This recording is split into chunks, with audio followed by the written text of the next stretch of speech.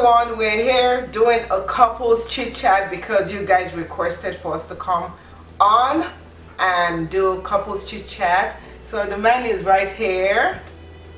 Hi. And today we are going to answer a question that somebody posted under our video where we shared how we met, and that question was about how do we parent, like parenting advice we can give. So that's kind of like a loaded question, right? Like parenting. Yeah, there's a lot involved. I mean, you can break it down into so many angles, but I guess we'll just take it one step at a time. Yeah. So let's say when we started as parents, let's talk just an overview. We have 2 children. In case this is your first video of ours that you're watching, you have so many videos to watch, by the way, but we have 2 girls. We have an 11-year-old girl, that's big sis, and then we have an 8-year-old girl, that's little sis. So talking about parenting, like everybody else, you just get thrown into it, right? They don't come with a handbook.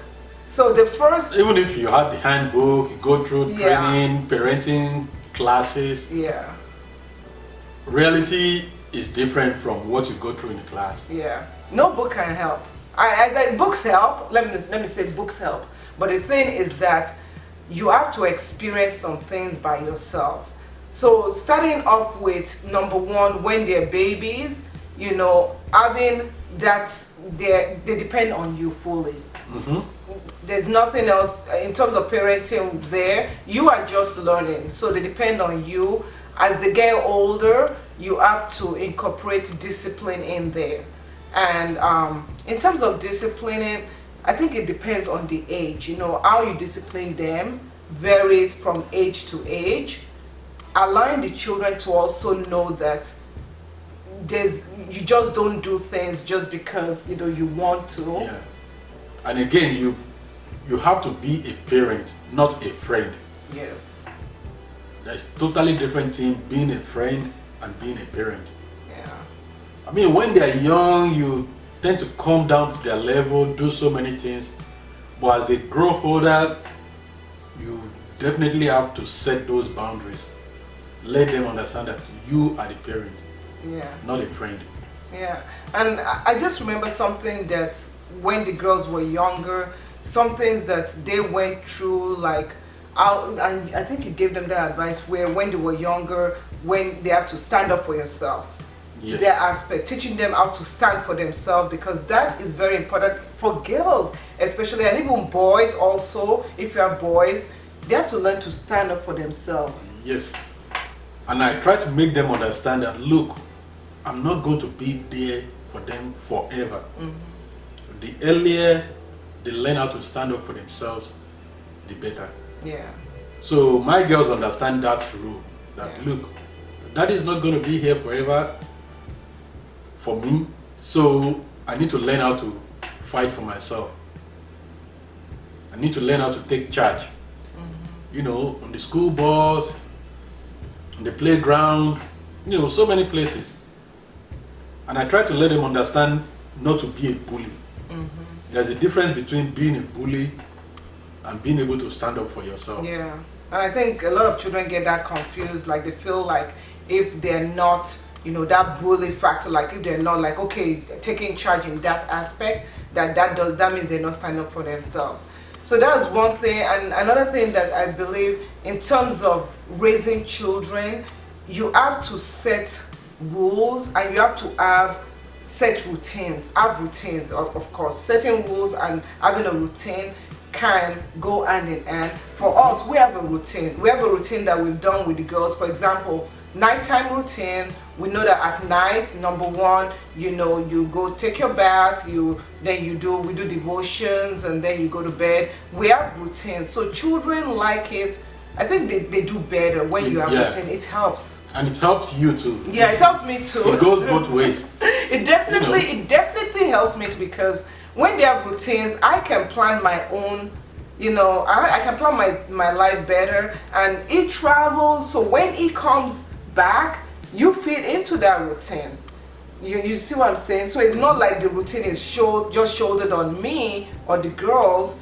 My husband also is involved in setting those routines, in keeping to those routines when he's away, when he comes back.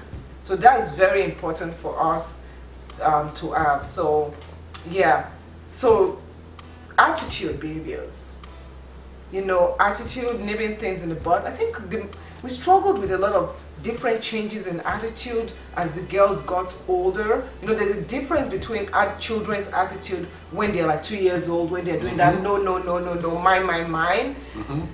They get into another stage of attitude when they reach that preteen. We have a preteen, and I think we get into that attitude that okay, just changing nipping a bad attitude in the bud. You just don't act this way. You have to, you get what I'm saying? Yeah, and one other thing that kind of gets to me is the emotional, being girls. Yeah.